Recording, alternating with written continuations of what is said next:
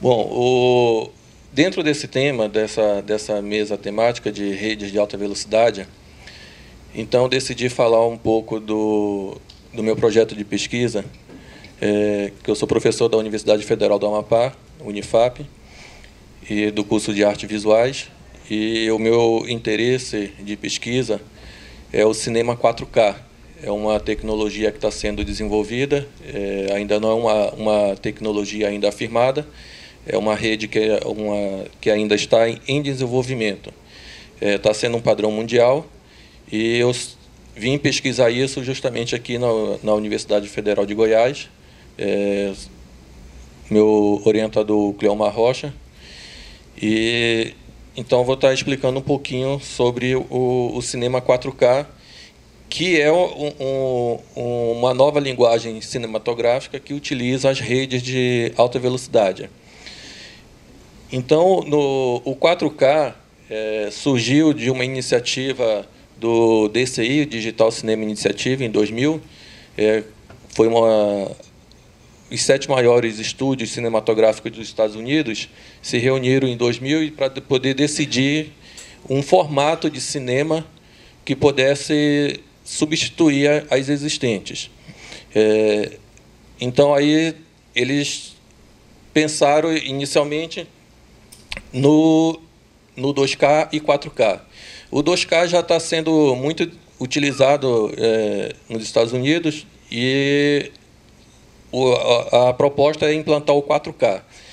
Muitos de nós já ficamos meio impressionados, vislumbrados com a questão da televisão Full HD ou HD TV, que essa tecnologia, esse formato tem 1080 pixels, e o 2K, que é o que mais tem nos Estados Unidos, tem 2048 por 1080 pixels, e o 4K, que é a proposta do projeto, é o 4096 por 2160 pixels. Então, isso equivale a 8,3 megapixels por frame. Uma única imagem tem 8 milhões de pixels, né? Hoje já se discute alguns formatos superiores ao 4K, o 5, 6, 7, até o 8K.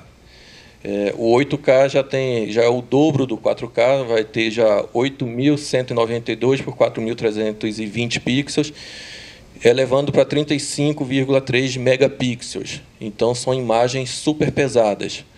Só que a gente tem um poder de qualidade muito grande, né? Então, 1 segundo em 4K, 1 segundo de filme em 4K, ele vai estar ocupando um espaço de 2 GB, o que é muito pesado, é absurdamente pesado. Então, um filme em torno de 70 minutos vai estar ocupando 2,6 terabytes. Então, é uma coisa que não dá para se imaginar, não dá para gravar isso num DVD e comprar e rodar dentro de casa. Até porque esse formato, o 4K, ela não é uma proposta doméstica, é uma proposta cinematográfica para cinemas. O K, ele se refere à horizontal, tá? Então, cada K ele vai estar equivalente a 1024 unidades, por se tratar de um assunto digital. O Brasil ele tem saído na frente em alguns assuntos do cinema 4K, dessa questão. O Brasil não foi o pioneiro, não foi a primeira transmissão, mas o Brasil tem sido pioneiro em várias outras. Em 2007, o Japão fez a primeira transmissão em 4K do Japão para os Estados Unidos. E, em 2009, no FILE, que é o Festival Internacional de Linguagem Eletrônica, o Brasil fez a primeira transmissão ao vivo para 3 continentes simultaneamente, que foi saindo do Brasil, de São Paulo, para San Diego, na Califórnia, e para a Universidade de Keio, no Japão, o que foi um sucesso. E, a partir desse experimento inicial do Brasil, foi o primeiro longa a ser transmitido, foi o primeiro filme a ser transmitido, o primeiro longa, que o Japão já havia sido transmitido em 2007, só que um curta. Então, o Brasil fez, em 2009, um longa. e também foi o primeiro que fez simultaneamente para 2 países simultaneamente. E como foi um sucesso essa transmissão em 2009, a equipe ela recebeu uma proposta para mais ousada, que seria a transmissão dos Jogos do Mundo, que vai ser aqui no Brasil ano que vem. E então a equipe está muito empolgada, dando certo essa transmissão que é o projeto 2014K. O Brasil já vai ter algumas infraestruturas já quase que montadas, então já fica para. Então o Brasil vai ser o primeiro país também a transmitir uma Copa do Mundo, e possivelmente o primeiro país também a transmitir umas Olimpíadas. O Guido já mostrou que o Brasil já mostrou também a primeira cirurgia feita em 4K. Então o Brasil ele tem saído algumas questões de ponta. As minhas referências no estudo do 4K é a Jane de Almeida, da Universidade de Mackenzie, que ela que iniciou com essa proposta.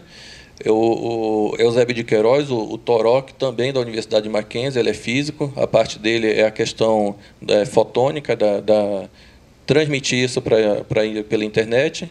O Cícero Silva, que é da Universidade Federal de Juiz de Fora, e o Guido Lemas, que foi o responsável, o primeiro player, foi o Fogo Player,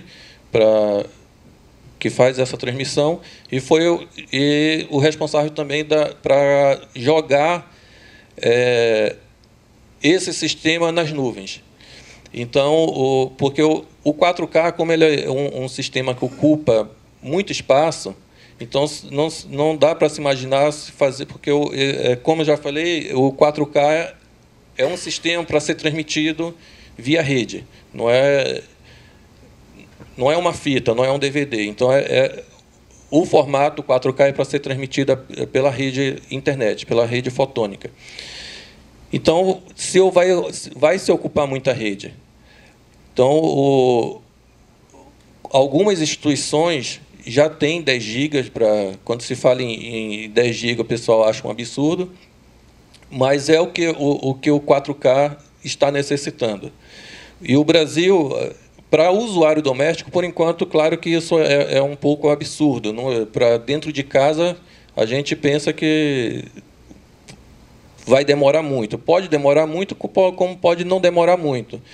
Porque em 2009, antes desse lançamento do File, só para vocês imaginarem, o Brasil, a banda que existia entre Brasil e Estados Unidos de internet era 2,5.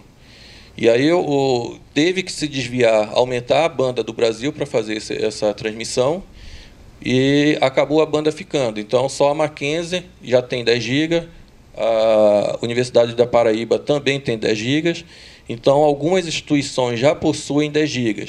Então, o 4K vai trazer alguns benefícios, já está trazendo benefícios, porque está sendo aumentada a questão da banda larga no Brasil por causa desses novos experimentos, porque esses experimentos necessitam de uma banda muito robusta. Tá?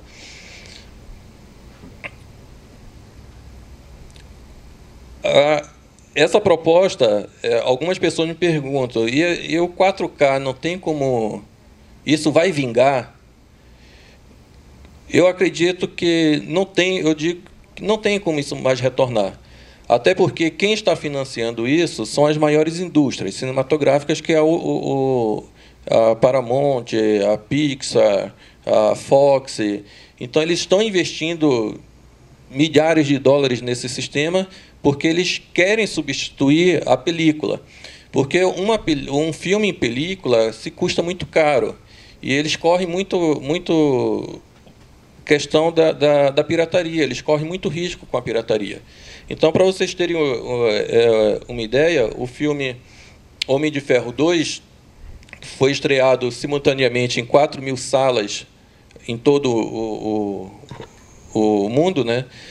Então, um filme em película, ele custa em torno de $1.200. Então, multiplicando isso aí, você vai ter aí em torno de $5 milhões, só o custo para se produzir o filme, para poder distribuir. E ainda tem a parte de toda a logística, de enviar esses filmes para as 4.000 salas de cinema. E o 4K, sendo distribuído via rede, isso vai reduzir o custo deles drasticamente.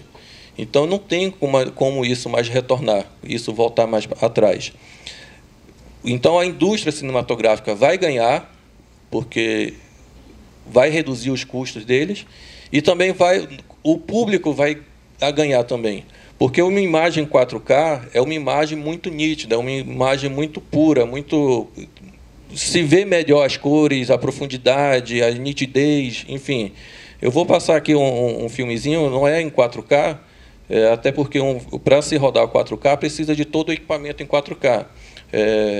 Um bom computador para poder rodar, processar isso, porque é um filme muito pesado, então ele tem que compactar todo esse filme, enviar pela rede, e do outro lado também tem um supercomputador para poder juntar todas essas partes e transmitir. Então, vai ter que ter as câmeras específicas para 4K, os data shows específicos para 4K, mas, de qualquer forma, a gente pode já ter uma noção do que é o 4K, né? Prometeu já foi rodado em 4K, Hobbit foi rodado. Estar aqui com vocês, obrigado, professor Cleomar, pelo convite. É sempre uma honra participar das suas ações, muito bem organizadas e muito bem competente, por sinal. Bom, restou para mim, eu vou tentar falar bem rápido para a gente ir para a mesa, que é o que imagino mais frutífero. Restou para mim falar um pouco da parte dura da rede, né? Da parte menos poética da rede, né? Mas é uma parte estrutural fundamental para que todas essas aplicações possam tomar vida e, consequentemente, atingir os seus objetivos. Bom, a Metrogin. A Metrogin é a nossa rede metropolitana, é a nossa rede Comep, como iniciativa da RNP e FINEP, foi distribuído para todos os estados da federação a possibilidade de construir as redes metropolitanas, né?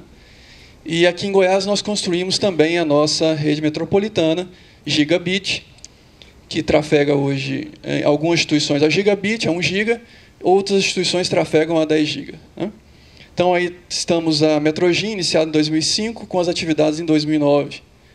Temos hoje 12 membros, entre eles a UFG, a PUC, a UEG, IFG, SENAC, CELG, Embrapa, Estado de Goiás, Prefeitura de Goiânia e Metro, todos esses ligados entre si e os seus demais pontos, né? Alguns com mais pontos, outros com menos pontos, totalizando aí 52 pontos. Então, nós estamos espalhados praticamente em boa parte da cidade, em torno de 70 quilômetros de fibra. Somos uma das maiores redes metropolitanas do país, né? Temos outras, tão grandes quanto, até maiores, mas somos uma das maiores, e inclusive com patrimônio próprio, assim, né? Algumas estão com patrimônio das teles alugado. Nós temos o patrimônio, a fibra, sendo da própria RNP/Metrogin. Bom, é claro que para isso acontecer, a gente tem um processo documental, né? A gente tem um processo interno.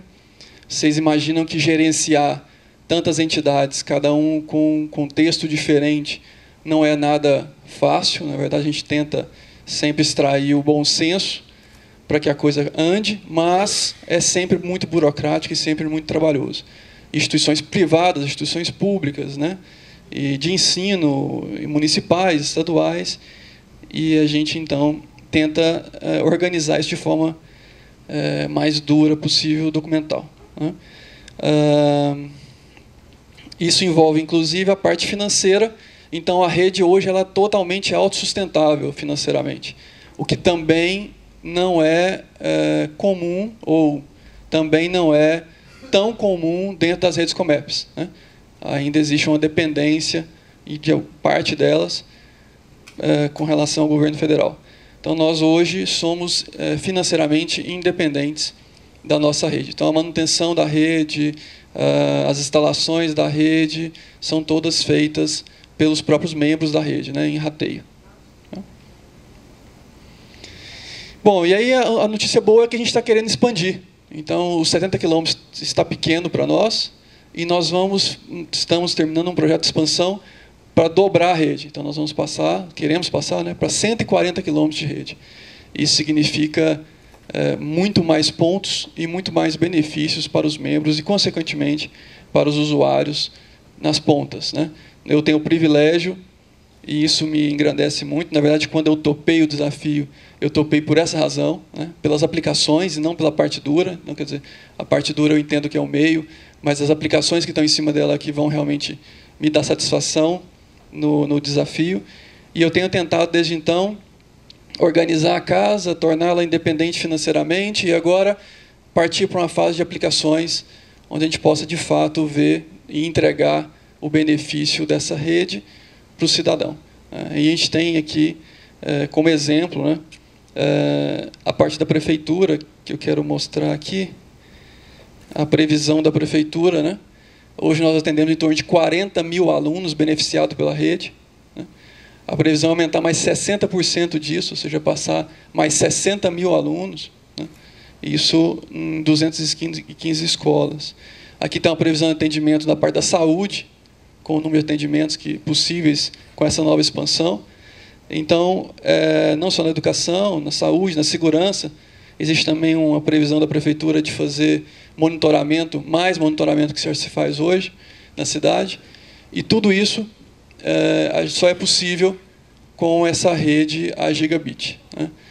Então, a gente tem trabalhado para dar essa estrutura para que aplicações como as que foram apresentadas aqui possam tomar vida e serem possíveis, né? Quem sabe uma transmissão, por exemplo, de 4K, né, entre Estado e Prefeitura, Estado e Universidade, Universidade, outras instituições, enfim, que a gente possa ir entre instituições diferentes, né, que a gente possa usufruir desse benefício, né? É nosso, está aí, acho que está numa fase boa para a gente começar a colocar aplicações em cima dessa infraestrutura. Pessoal, obrigado pela atenção. Vamos passar para as discussões. Obrigado. Essa semana, em São Paulo, com uma pessoa experiente na área de cinema, ele filma, etc.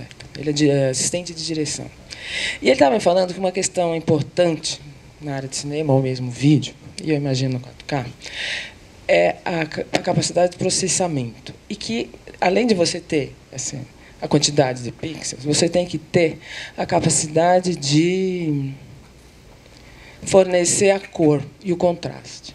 Aí eu sei que tem, por exemplo, uma câmera de vídeo boa, ela vai ter, por exemplo, 4:4. Ele filma em 4:4:4, são 3 pontos. Sendo que o primeiro, ele está dando contraste, o segundo, ele está dando cor, e o terceiro, ele está dando brilho. Então, ele estava falando que um dos problemas que tinha antes para você passar do filme para o digital é que os azuis eram ruins, portanto, o verde também. E que isso está melhorando. Então, eu queria ouvir de você, professor Guido, talvez, aí, como é que é essa questão.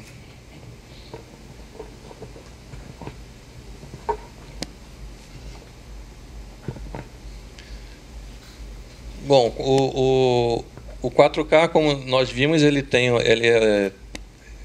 uma profundidade de cores muito bem definida, tanto que ela está sendo a promessa de substituir a película. Foi a primeira vez que isso veio com essa intenção, que até então os outros formatos digitais não se chegava nem próximo da substituição da película, porque a película, o filme de 35 mm, nós sabemos que ela suporta um aumento estrondoso. E o 4K foi o que chegou mais próximo.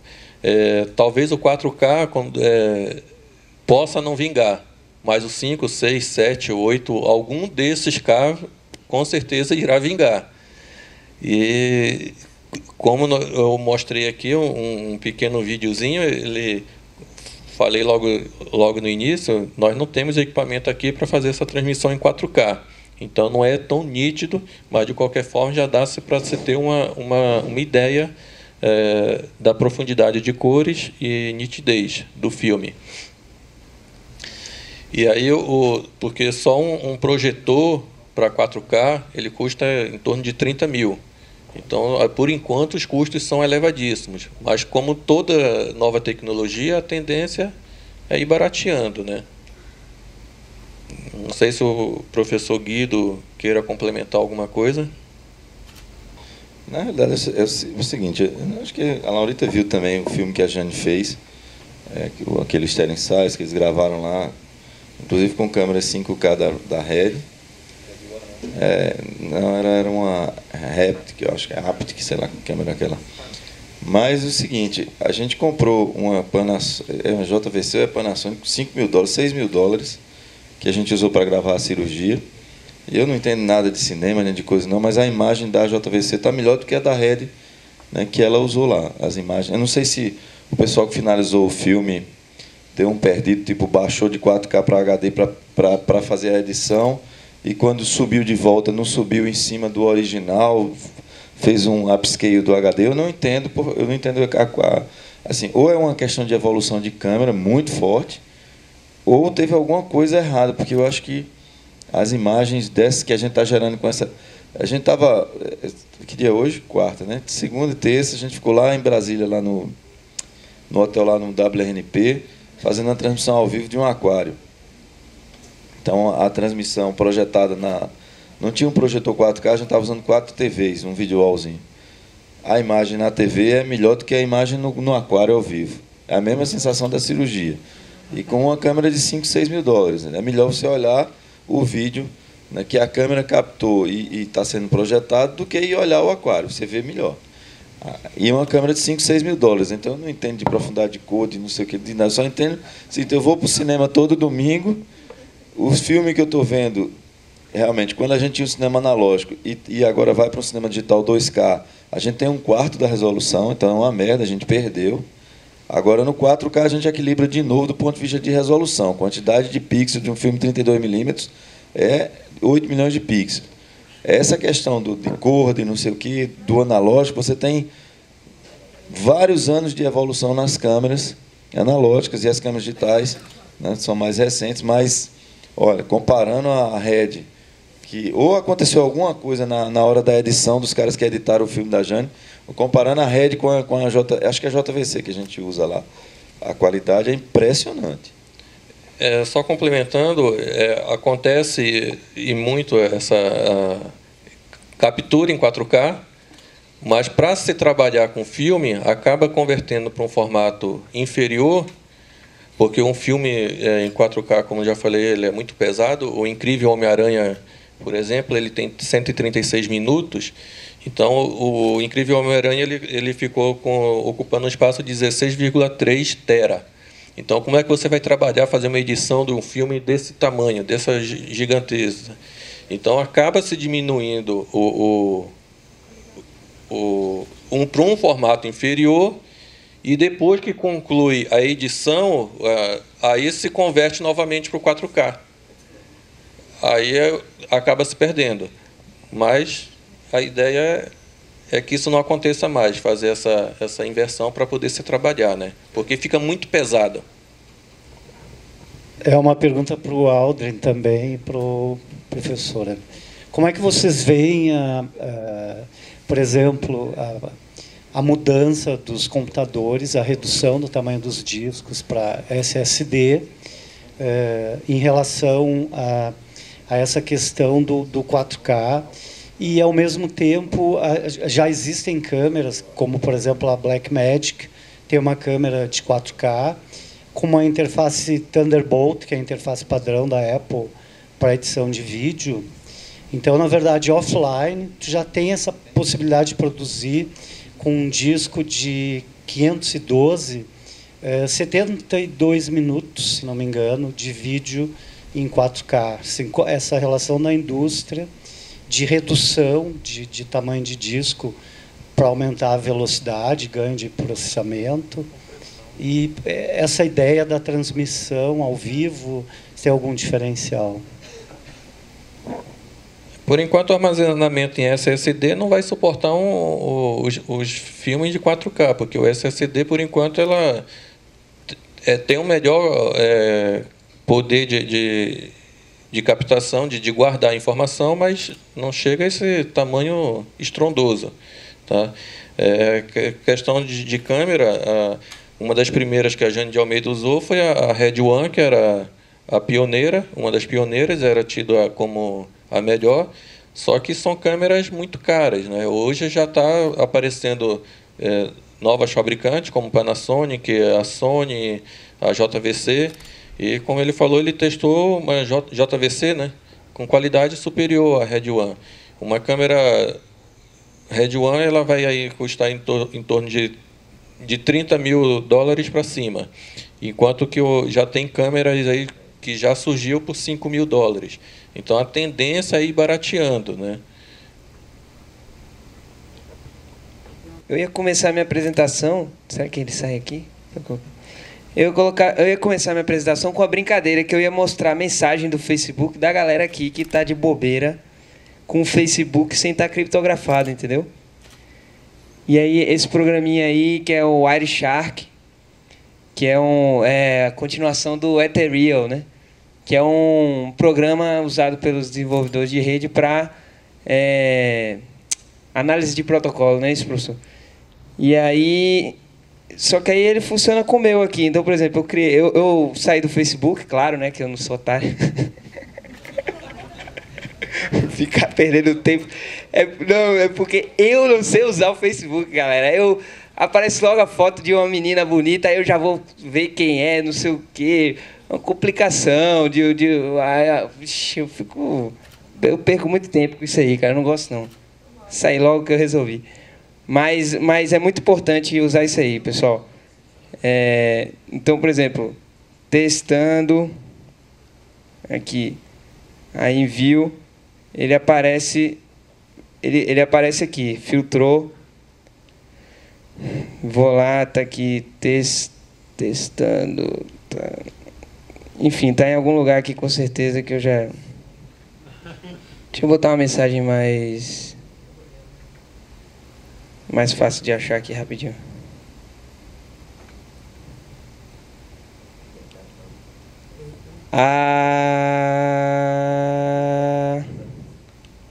Reply. Pronto. Ali.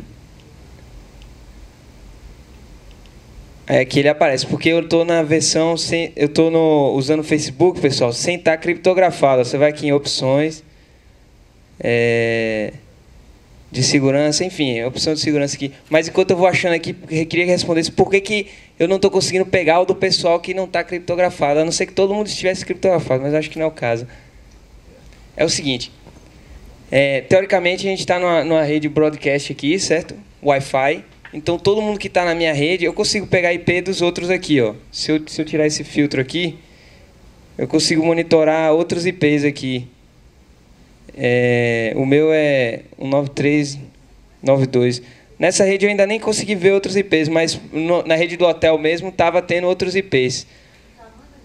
Aí, como é que... Por que está acontecendo isso? Tá entendendo? Por que...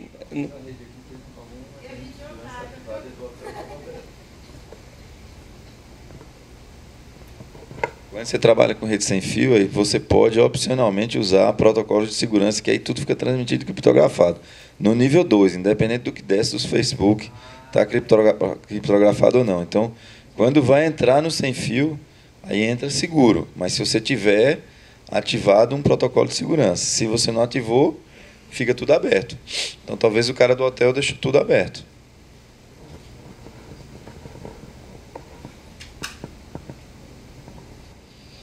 Então, eu queria aproveitar, antes de desfazer a mesa, apenas fazer uma outra inversão. Nós tínhamos a programação de o lançamento do Observatório de Movimentos Sociais em Rede, que nós acabamos de criar no âmbito do Media Lab, mas eu vou fazer esse lançamento amanhã. Hoje eu queria lançar uma outra coisa, que está, se eu conseguir localizar o meu cursor, está aqui no site do Media Lab, em medialab.ufg.br. Se vocês acessarem publicações, aqui embaixo vocês terão acesso ao nosso lançamento de agora, que é o livro Poéticas Interativas, Estudos de Interfaces Computacionais, que eu organizo e que traz, faz parte da coleção Fast Forward. É uma publicação bilíngue, português e inglês, e, a partir deste momento, está liberado graciosamente pelo site do Media Lab.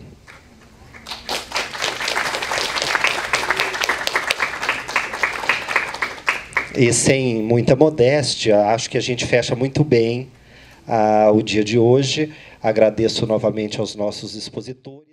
Alô. Então, bom, obrigado pelo convite mais uma vez, Omar, a todos aí presentes. Eu sou o professor Guto Nóbrega, da UFRJ. Eu vou falar aqui. Eu estou dentro dessa mesa temática sobre as redes de alto desempenho, mas eu vou trazer uma outra abordagem para a questão da rede, baseada no experimento que a gente tem feito, um trabalho que a gente tem feito todo ano, já indo para a 4ª realização, que é o Hiperorgânicos. Bom, eu coordeno, junto com a professora Malu, que vai estar falando amanhã, aqui o NANO, que é um núcleo que eu criei em 2010, NANO, Núcleo de Arte e Novos Organismos. E um dos carros-chefes do NANO é essa pesquisa em arte, hibridação e a biotelemática. É um espaço transdisciplinar de pesquisa que tem esse interesse em criar um espaço prático, teórico e prático, né, que a gente realiza ali alguns experimentos em computação física, sempre a partir do ponto de vista artístico, estético, tentando fazer as pontes com a tecnologia, com a ciência. Então, o que eu vou falar aqui está voltada para a importância nessa comunicação de se discutir a respeito das relações entre homens, máquinas, universo tecnológico contemporâneo e a natureza constituída a partir dessas trocas. Apontaremos para a necessidade de se pensar uma nova consciência a partir da imersão e experimentação criativa em ambientes telemáticos compartilhados entre agentes naturais, artificiais. A hibridação tem um papel importante nesse pensamento.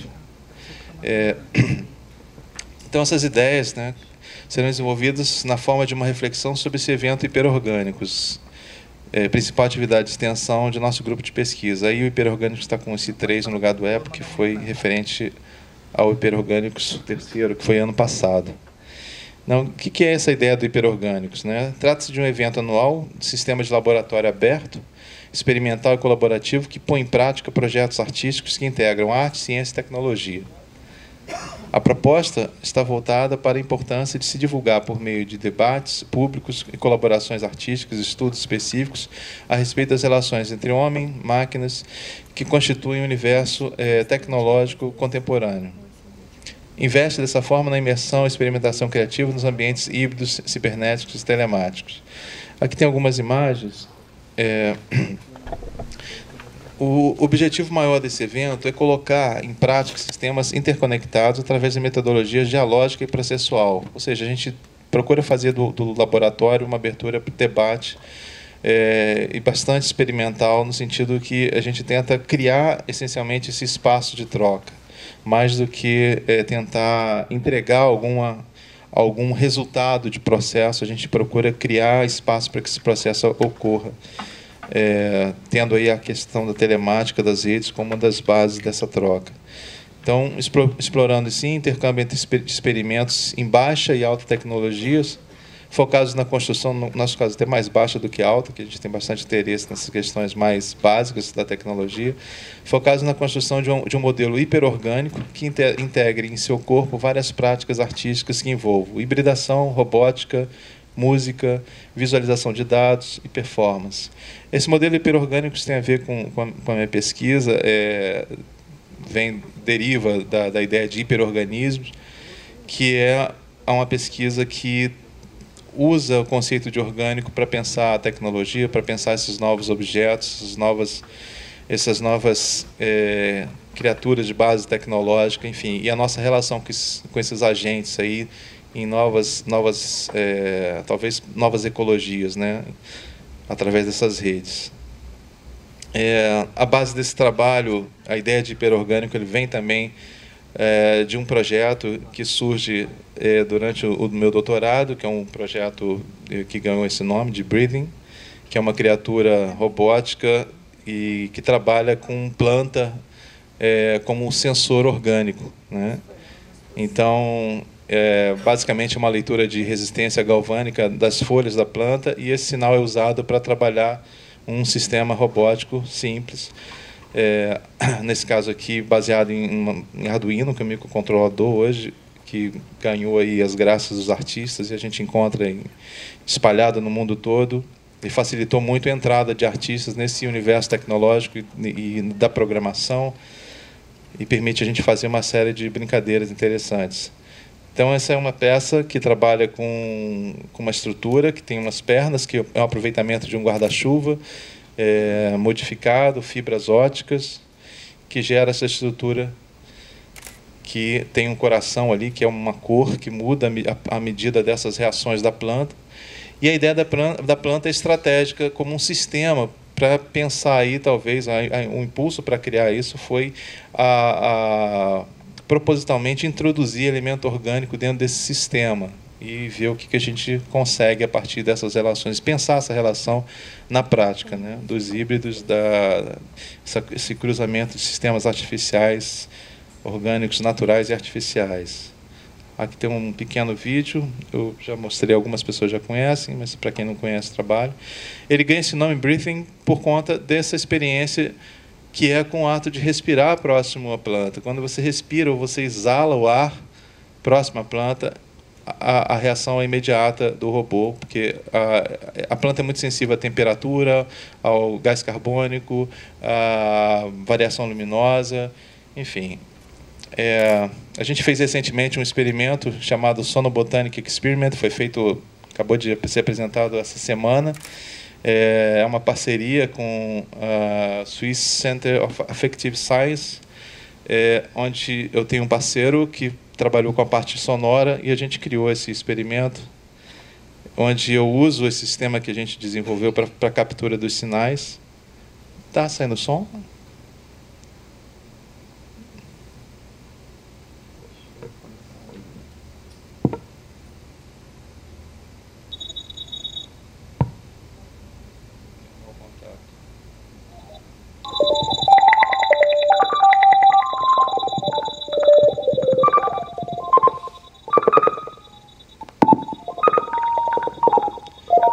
Isso aí foi um experimento, a gente deixou durante mais ou menos 24 horas. Começa na parte da manhã no laboratório e é curioso o movimento. Isso foi uma coisa que eu não tinha percebido antes. Eu sempre vi alterações no sinal, que eu acreditava que era por conta da água, ou então da mudança de temperatura ou luz. E nesse caso, quando eu joguei a água, por causa do time-lapse, desse vídeo acelerado, eu percebi que a folha realmente mudou. Olha só que interessante.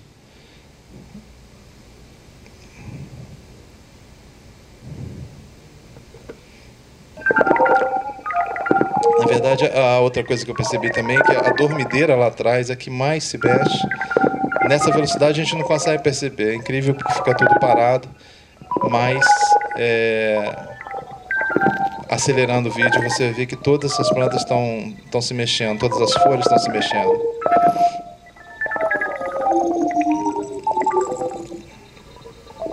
Enfim, então esse sinal é amplificado e processado pelo Arduino, joga para um programa PD e aí o músico lá nesse centro ele fez o processamento do áudio. Acho que eu perdi aqui a parte dele. Mas eu vou passar aqui rapidamente, só para vocês terem uma noção de como que as plantas estão se mexendo. Olha a dormideira lá atrás. E à medida que vai escurecendo, elas vão se mexendo mais ainda. Enfim. Bom, esse tipo de trabalho, daí a ideia desse pensamento com a telemática, surgiu esse projeto que a gente desenvolveu com a Dinamarca, que foi o Ecotelemedia, onde eu montei um sistema Isso aí é mais ou menos a estrutura da rede, onde ficou Brasil, China e Dinamarca, onde eu montei um sistema com essa conectividade com as plantas, e a gente mandava sinal para a China do Brasil, Dinamarca também para a China, e o Bruce, esse cara aqui, aquele cara lá da ponta, lá, com a Cilia, que é um instrumento que trabalha com IP, recebe o fluxo da internet e ele produz som com esse instrumento. Ele sopra e processa o sinal sintetizado a partir dos dados e transforma em um output sonoro, e isso volta para a rede. Então, a gente recebia o sinal de volta no Brasil. Isso aí foi uma versão do protótipo que eu montei. Isso aqui é a versão dele. Acho que o som... Alô? Está ouvindo? Tá. Uma versão que foi montada lá na Dinamarca, e a gente recebendo os sinais com vídeo lá no Nano, e as pessoas interagindo com essa coisa de soprar a planta, e que na verdade não é soprar, não é o ar, mas é essa coisa de exalar o ar, né, quente. Bom, o hiperorgânicos, a gente teve um primeiro hiperorgânicos que não tinha ainda o caráter telemático. A gente fez alguns experimentos, um grupo de artistas que começou a montar peças lúdicas com eletrônica. Estava lá o Ricardo Brasileiro, que deu algumas oficinas, um grupo de estudantes. Isso foi feito na própria UFRJ. Mais para frente, a gente vai fazer essa versão na Cúpula dos Povos, onde já teve o caráter telemático. A gente conectou alguns locais no Brasil e fora do Brasil, onde esse sinal da planta estava sendo emitido, e a gente recebendo alguns dados como temperatura, luminosidade, vindo de outros locais. Essa é a Paula, com um projeto que ela desenvolveu a partir... Ela é uma orientanda, doutoranda lá da nossa linha, e ela tem uma pesquisa em cinema, e ela desenvolveu o que ela está chamando de cineplanta. Ela pega esses sinais da planta a partir dessa interface que a gente desenvolveu e usa esses sinais para editar os vídeos que ela projeta sobre a planta. E aí, quando você se aproxima da planta, você vê essas imagens projetadas, você vê a si mesmo muitas vezes, porque ela usa videocâmera, né? Aqui tem um pouco de um experimento que a gente apresentou ainda durante a Cúpula dos Povos. Que doido. Não, isso eu não calibrei nada do sinal, porque...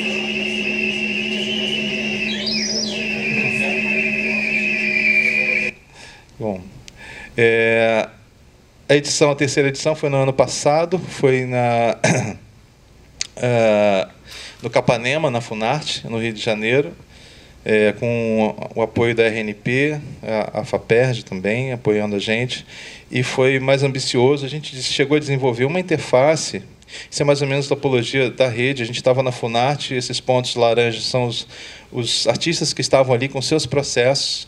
Então, a ideia é o seguinte: nós criamos um servidor de OSC, onde todos os dados vão para esse servidor, e cada artista pode entrar no servidor e capturar os dados que interessar para o seu processo e devolver isso para o servidor. Enfim, é um fluxo de dados, o que é interessante, porque não depende de um alto desempenho de rede, depende mais de uma certa estabilidade, mas não de um desempenho. Não se trata de imagens, enfim. E a gente consegue fazer aí uma ponte com sons, usando esses dados, tanto locais, quanto a gente fez aqui também na parte azul. A gente vai ver outros estados que estão conectados, e a parte de fora são outros países que estavam conectados nessa rede. Esse aqui é o sistema, a parte do protocolo OSC.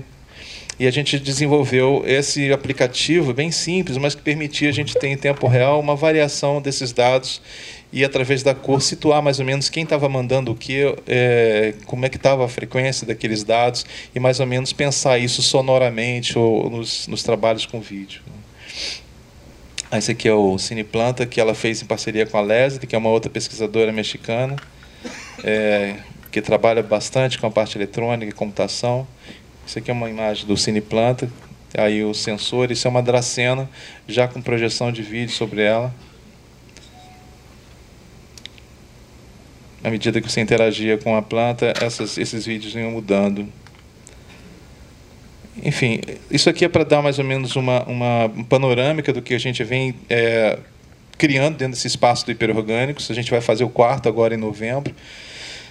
que eu convido todos vocês a ficarem ligados na rede, para que a gente até lá vai divulgar mais esse trabalho e tentar fazer parcerias entre laboratórios para pensar essa rede, que é um aspecto mais semântico dessa rede, tentativa de pensar isso. Aqui, no caso, a Carla Brunet mandando os sinais da poluição, captando o CO2, captando a parte sonora, enfim, enviando para a gente. Esse foi um experimento interessante no Mateu. Ele fez uma explosão trafegando pela rede, ou seja, ele explodiu esses balões na Holanda, e a gente teve uma interface que era uma agulha que espetava esse balão aqui no Rio. Então, quando o balão explodia na Holanda, vinha pela rede o sinal e a explosão vinha para cá. A gente tentou várias vezes explodir esse balão, a agulha nunca furava o balão, então foi uma coisa assim muito engraçada. Ele apertava lá e o balão, a agulha nada aqui, enfim. Mas que fez parte dessa tentativa de pensar essa coisa da rede. Bom, eu vou para a finalização disso. Para mim, a parte mais importante, talvez, a questão de uma reflexão sobre essa questão da rede, né? Então, eu vou ler rapidamente que, durante esses 3 dias do Open Lab do Hiperorgânicos, algumas dezenas de artistas, pesquisadores, o público em geral, local e remotamente, participaram ativamente em processos que visaram ativar suas presenças na rede.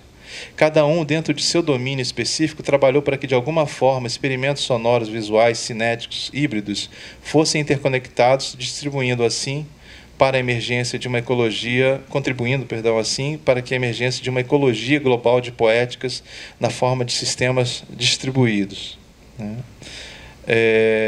Na Sala Portinari, do Gustavo Capanema, sede da Funarte, o que se registrou foi uma arquitetura vista de fora, entrópica, que era hiper confuso, assim, espalhado, fio para tudo quanto é lado, uma série de processos, mas uma arquitetura de agentes humanos e não humanos, plantas, cabos, computadores, robôs, estruturas de rede, vídeo, áudio, etc., em sinergia, respondendo à evolução de intempéries de organismo, demais instâncias da rede em fluxo, cuja força vital se encontrava potencialmente em cada processo, cada indivíduo e suas ações como microeventos. O que eu estou querendo dizer é que percebia-se a emergência desse organismo, né? A gente pensa, essa analogia do orgânico, eu penso muito mais no caráter emergente desse organismo, né? Que se configura a partir dessas relações em rede, ou seja, ele pode ser local, como ele pode ser global, mas ele emerge dessa situação.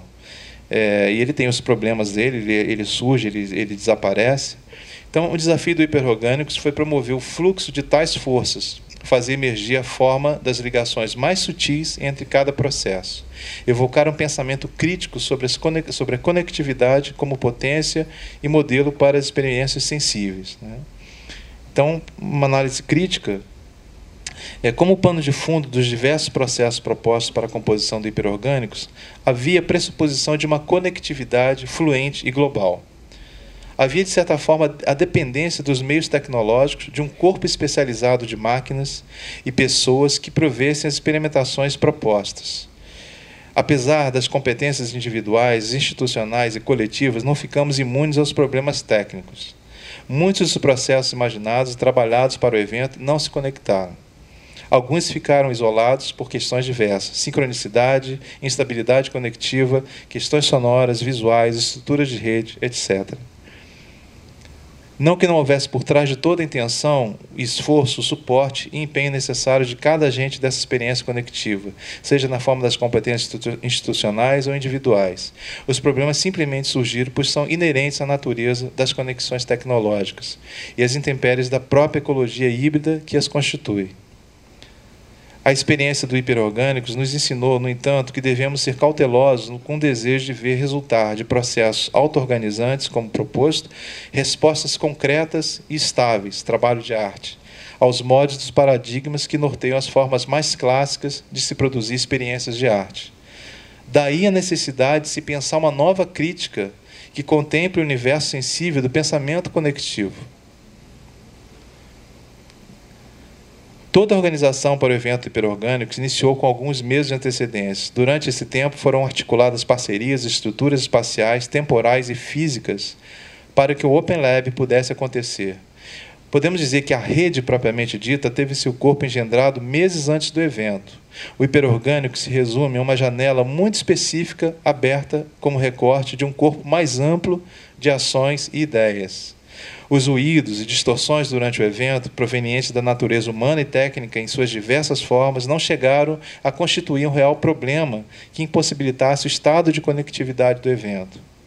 Curiosamente, em momentos de crise, das vias de comunicação midiáticas estabelecidas pelo evento, se percebeu, como bem observado por Ricardo Wyss, que escreve troca de textos via celular, sala de IRC, mensagem por e-mail, chats e todos os outros penduricalhos técnico-comunicacionais tomaram parte do cenário da telepresença que envolveu o encontro. Ou seja, cada um se virou para manter essa estrutura de rede, mesmo com todos os problemas, mesmo com toda fragilidade dessa conexão. Ou seja, havia com isso um desejo, uma intenção de conexão.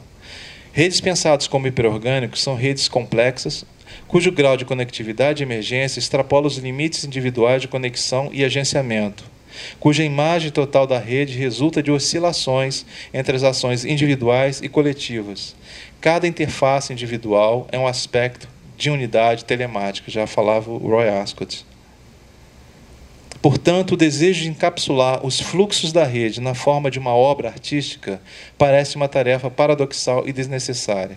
O processo de orquestração de uma rede semântica dos fluxos implicará numa capacidade tanto das mídias quanto do aparato cognitivo de navegar com fluidez as diversas instâncias da rede. Seus agentes, temporalidade, diversidade, autoria distribuída e os acoplamentos. O melhor ponto de vista para se perceber a rede é por dentro de seu próprio corpo holomático. É se tornando um nó dessa mesma rede. A rede não pode ser vista de fora como uma entidade discreta. O Ascott também fala isso. Por essa razão, devemos considerar cada agente, cada modo de visualização, cada vídeo, áudio, dados em fluxo, como sendo parte integrante de um organismo rede, mas não necessariamente um mediador único da experiência integrativa, que só poderá ser sentida como integrante quando esse se joga na rede. Perdão, sentida pelo integrante quando esse se joga na rede, como parte de seu fluxo, tornando-se rede. O pensamento de uma cultura das redes, pelo exposto nessa breve reflexão, demanda novas sensibilidades, superação de desafios, mas, acima de tudo, uma nova consciência. Tal consciência aponta para a capacidade de navegar com certa lucidez sistemas assíncronos, metaestáveis, telemediados, hiperafectivos, distribuídos, interativos e emergentes. Esse novo paradigma cognitivo implica ainda a habilitação de uma mente conectiva, de forma a ressonar sinergeticamente a coerência sutil de tais sistemas. O hiperorgânico constituiu por 3 dias o recorte e cenário de uma experiência em rede. Longe de ser a instância maior de um acontecimento, os 3 dias articularam de forma espaço-temporal impulsos de conectividade que existiram latentes e perduraram após o evento.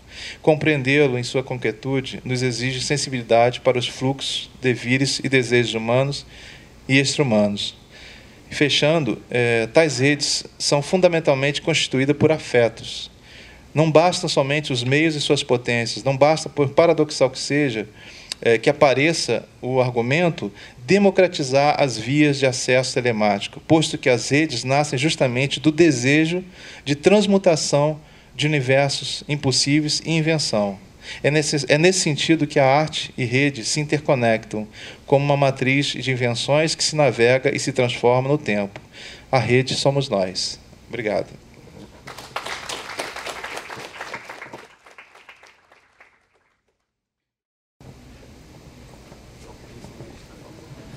Tá bom, boa tarde.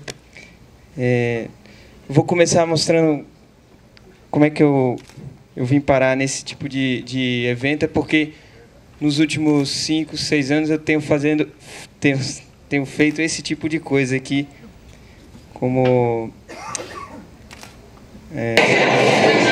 desculpa. Esse tipo de experimento com computador, né? Nesse caso aí, essa instalação se chama Vitalino, é uma homenagem a um artesão pernambucano, documentado pelo fotógrafo Pierre Verger.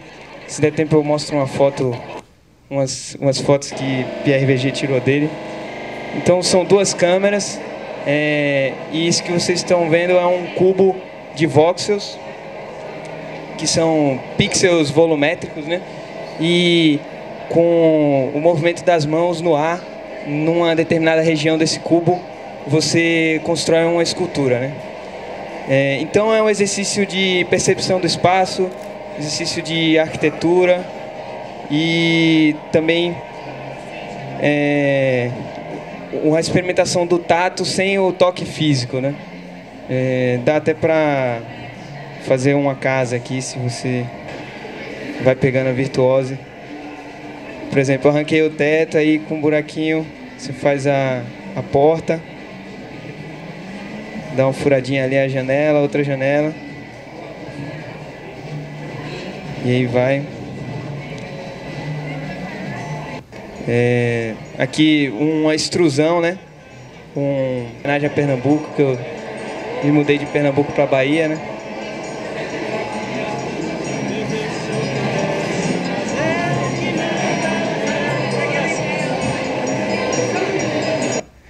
Tá aí só mais um outro exemplo para complementar.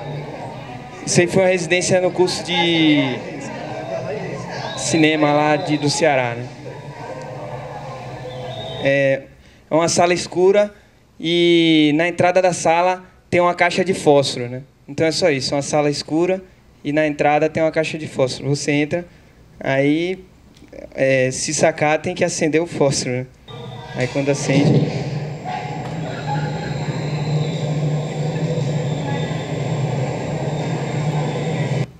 Ok, aí, só que o que mais me interessa no momento agora eu acabei participando de vários eventos, dessas coisas, tive a oportunidade de apresentar em outros lugares do mundo também, só que o que eu noto é que existe uma espetacularização muito grande, que é interessante e tal, mas eu acho que falta as pessoas também trocarem mais conhecimento mesmo, efetivamente mesmo assim, entenderem o que tem iPad ou esse aqui que eu tenho aqui, Acer, tanto faz, não importa, mas a vida não é só comprar essas coisas, é tentar entender e usar da nossa maneira, né?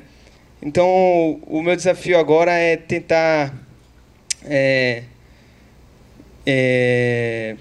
passar essas técnicas de programação. Então a gente está fazendo esse projeto lá na Bahia, mas a ideia é nacionalizar. Então a gente já está conversando com Guto, com Isabel Godard, com Malu, com Santaella, com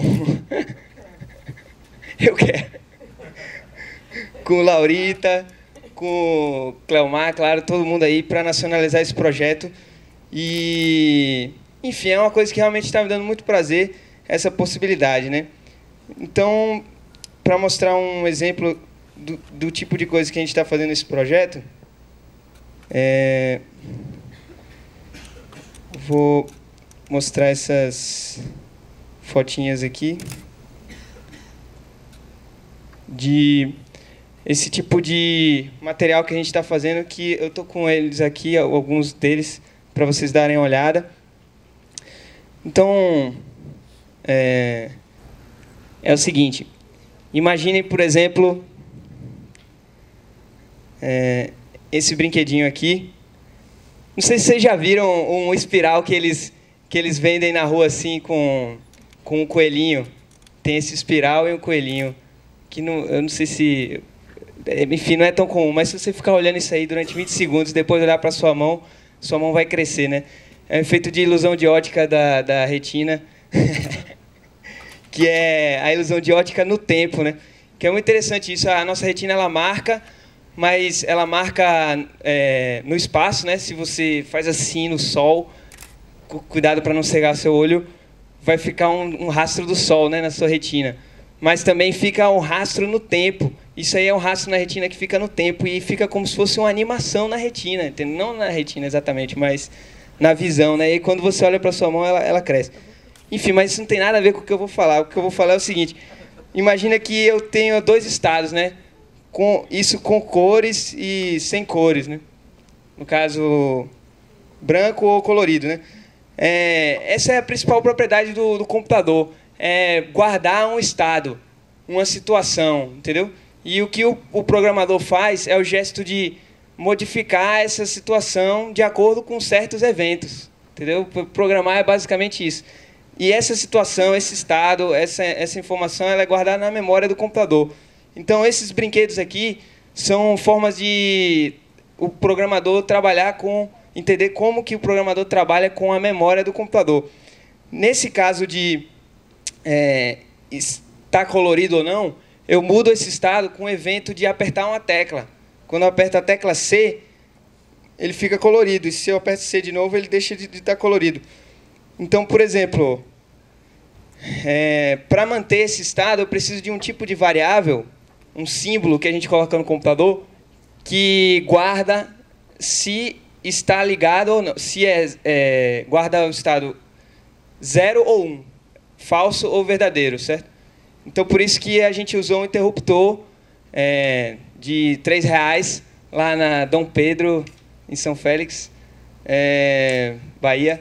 E aí você, com um pouquinho de fita isolante também e uma caneta, você faz, e essa etiquetinha aqui é justamente para você guardar o nome da variável.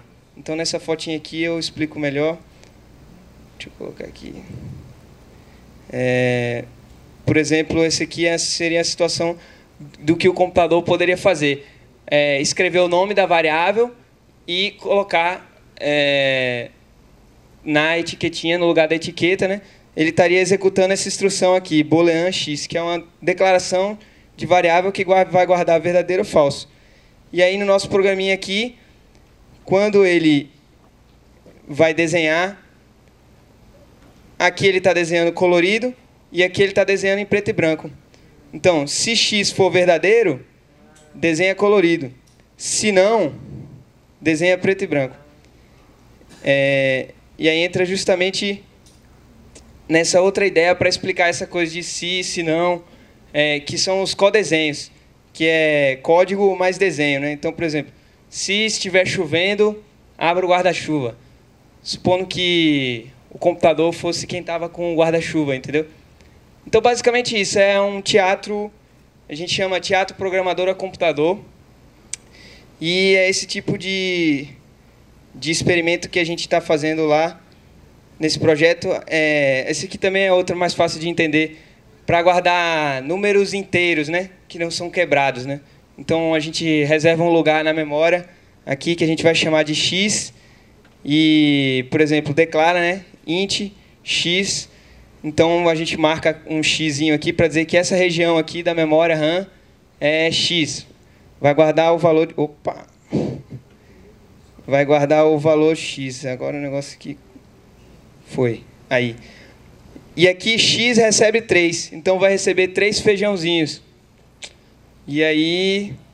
E assim vai. Já tiveram alguns experimentos, por exemplo, aqui fora... Vocês podem ver, são os posters de Aline Bruni e Flávia Pedroso, que estão aqui. São estudantes do curso de Artes Visuais e são uma das 8 estudantes da UFRB que estão comigo indo para as escolas. Esse de flor, que está projetado ali na parede, a gente chama de Flor de Ilha Formosa, que foi uma homenagem a Taiwan que a gente apresentou eu fui apresentar lá em Taiwan a primeira vez, né? E aí, assim, foi isso. Esse, por exemplo, o Alan, que está falando aí, eu conheci nessa hora, quando tiraram essa foto, foi na hora que eu conheci ele. Ele já faz site para a internet, entendeu? E toca numa banda de hardcore lá. Isso aí já foi no outro colégio, no Colégio Estadual de Cachoeira, aquele lá que eu mostrei antes, aí mostrando a flor de novo. Essa aqui é a Flavinha, que está aqui, essa aqui é a Thaís, que é de São Félix, programadora em Java, mas resolveu fazer o curso de artes visuais lá na UFRB porque soube que estava tendo programação em arte. Então, já está acontecendo um fenômeno de boca a boca, porque tá eu e Fernando Rabelo, Carol Fialho, também, que está aqui presente, que vai falar amanhã ou sexta-feira? Sexta-feira, que ensina, a gente ensina lá disciplina de HTML, JavaScript para web art. E esse aí foi o último encontro que a gente teve lá já dentro da universidade, e a gente fica revezando. Aqui tem Alder, que é estudante de Ciências Sociais, que está fazendo uma análise crítica desse projeto, assim, identificando todos os problemas que a gente pode estar tendo ali na relação com os estudantes. E assim vai. Basicamente, é isso aqui. Essas meninas aqui, elas só entraram porque Flavinha é professora de dança lá, e ela já deu aula para um monte de gente. Então, uma das minhas maiores preocupações era só entrar menino, né? Só as meninas não... Mas aí, por isso que foi massa, a Flavinha acabou trazendo umas ex-alunas dela também pro curso. Quer dizer, não é curso, é um grupo de estudo, certo, galera? E basicamente é isso. Aí, só para não dizer também que a gente não fugiu completamente do tema da mesa, é o seguinte. Queria aproveitar a oportunidade. O professor Guido Lemos está na sala, não? Tá. No momento, não? Mas é incrível, assim, isso que acontece. Porque é o seguinte... Eu ainda tenho 3 minutinhos. Eu estudei eu fui para Recife estudar Ciências da Computação. E lá a gente faz a disciplina de redes. É obrigatório, entendeu? Então a gente aprende TCP/IP, que é o protocolo básico da internet. É o que faz a internet ser o que é, como ela é hoje, né? Tanto que as empresas de telecomunicações, elas queriam impor o padrão ISO.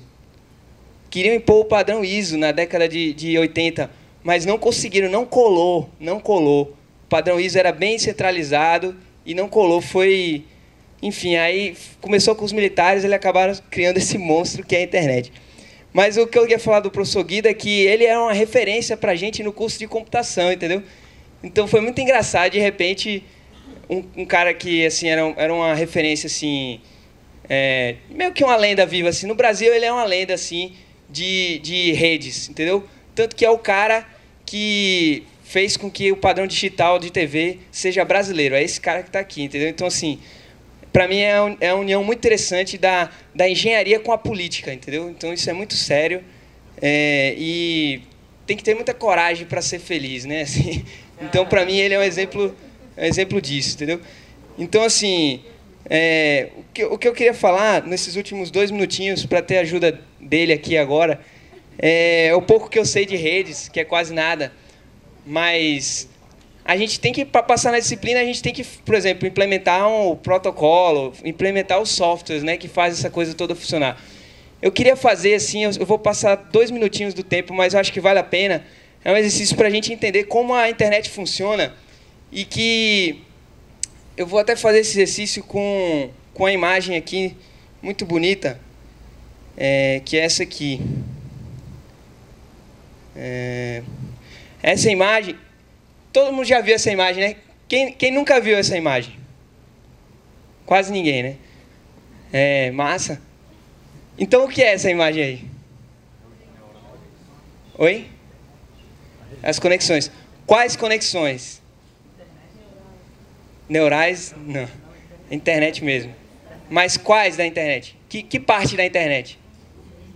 De que ano? Então, isso aqui é uma imagem que está no museu, foi exibida no Museu de Arte Moderna de Nova York, mas foi criada num software de um engenheiro de 35 anos de idade, que, de bobeira, ele estava lá, ninguém nunca fez, vou fazer aqui, entendeu? Fez um software para fazer a visualização das conexões da internet. Só que é impossível, praticamente impossível, você fazer de todos os pontos de conexões da internet.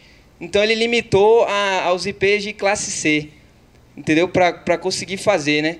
E ele fez exatamente essa foi em 2003. O que é IP de classe C, professor? É porque quando o pessoal projetou a internet ela não é uma rede de computadores, o nível de abstração é um nível acima, ela é uma rede de redes. Então a internet não liga computadores, quem liga computador é uma rede de computadores, a internet liga redes. Aí quando os caras projetaram, eles pensaram no seguinte, eles criaram 3 tipos de rede de classe A, classe B e classe C.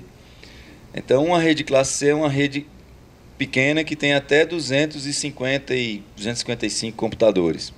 Aí uma de classe B tem 60 mil computadores. E uma de classe A tem 2 milhões de computadores ou mais. Não me lembro de cabeça não, 2 elevado a alguma coisa aí. Mas essa é classe C. São as redes pequenas no mundo que ele mapeou. Porque ele poderia ir, é como se fosse um fractal, certo? A internet. Ele poderia ir até as últimas folhas, mas não ia conseguir. Então ele resolveu parar no galho C, entendeu? Que é o nível C de detalhe, digamos assim. Então ele não pega, pode até 255 computadores, mas ele não pega para cada pontinho final desse galho aqui. Cada pontinho pode ter até 255 IPs. Isso sem falar das NAT, né? Que são redes mascaradas por outras redes. Então, isso aí explode brutalmente, assim. Mas eu queria finalizar com uma aplicação, uma tentativa de aplicação de uma simulação de como funciona essa rede de redes que ele falou, que é justamente o protocolo IP. Que foi criado, assim, foi pensado primeiramente, a ideia de funcionamento, na década de 60, em 61 mais ou menos, na Força Aérea Americana, por um cara chamado Paul Baran. Eu acho que eu tenho até uma foto dele aqui. Esse senhorzinho simpático aí, que morreu em 2011.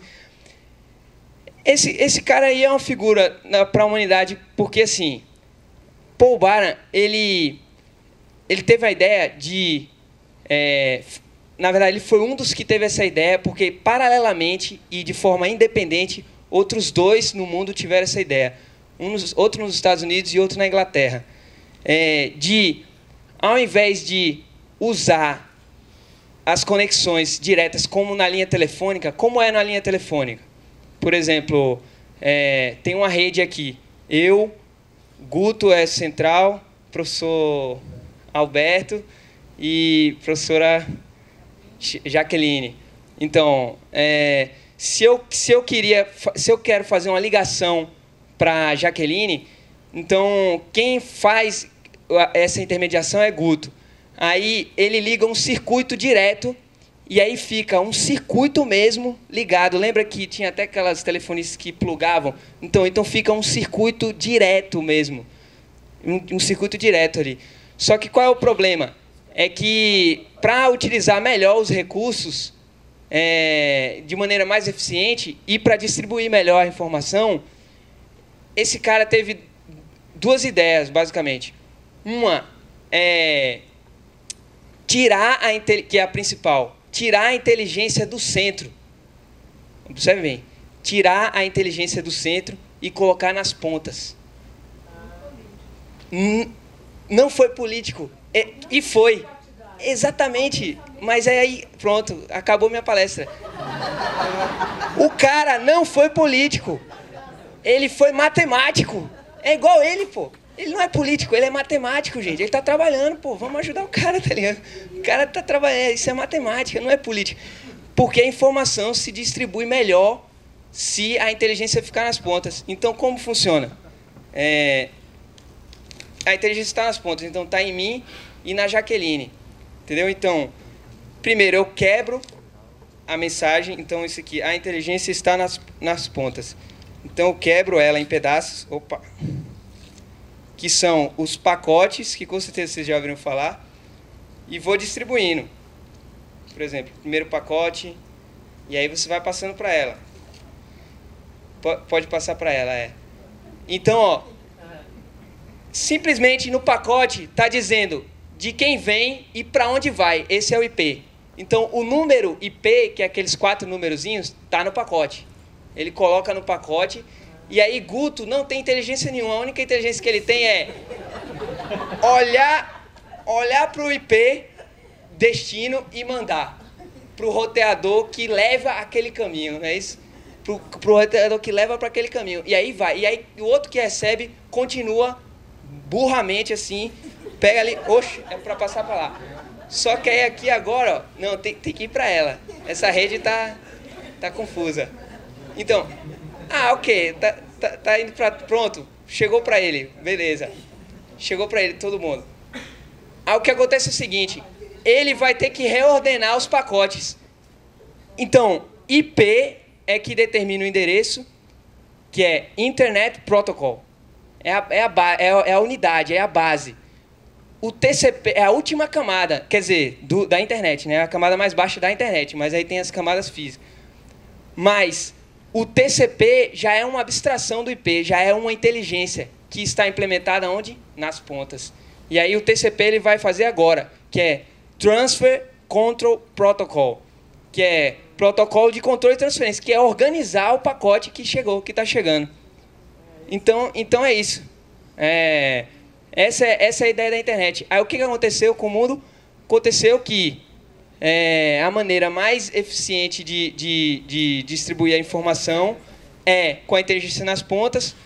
Com isso, a gente está vivendo uma série de consequências políticas por causa dessa, digamos, fatalidade matemática aí, e que mudou o mundo, né?